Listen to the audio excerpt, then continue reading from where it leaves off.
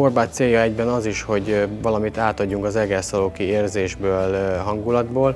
Én azt hiszem, hogy ezzel maximálisan a kollégák is és mindenki azonosulni tud.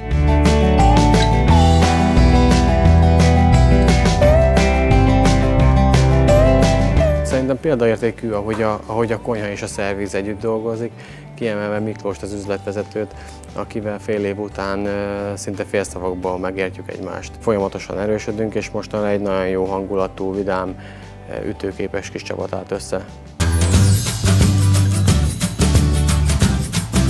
Sokszor eszembe jutnak dolgok, akkor mindig papírokra, fecékre jegyzetelgetek, felírom vagy telefonba, és ezekből alakul ki egy-egy menü. Túl sokat nem főzök otthon, de a vasárnapi közös főzéseket a családdal mindig nagyon várom. 10 éves a fiam, 15 éves a lányom, a kedvencük a steak, az is médium.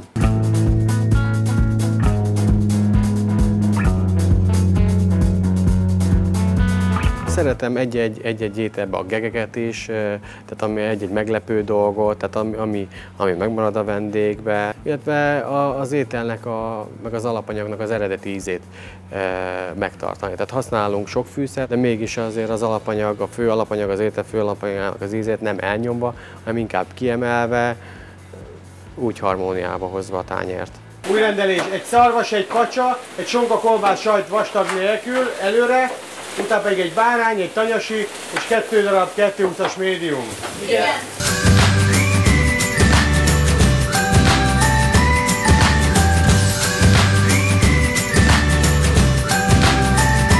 Nagyon meglepett ez a díj. Abszolút nem számítottam rá, különösen ilyen rövid idő után. Hatalmas elismerése ez az eddigi munkánknak, illetve a csapatunknak. Én azt hiszem, hogy hatalmas erőt ad a mindennapokban. A legnagyobb elismerés mégis talán az, hogy fél év után el tudtuk érni azt, hogy szinte minden este teltházunk van, a vendégek pedig elégedetten élményekkel gazdagon távoznak. Azt szoktam mondani, hogy mi csak egyszerűen szeretünk főzni.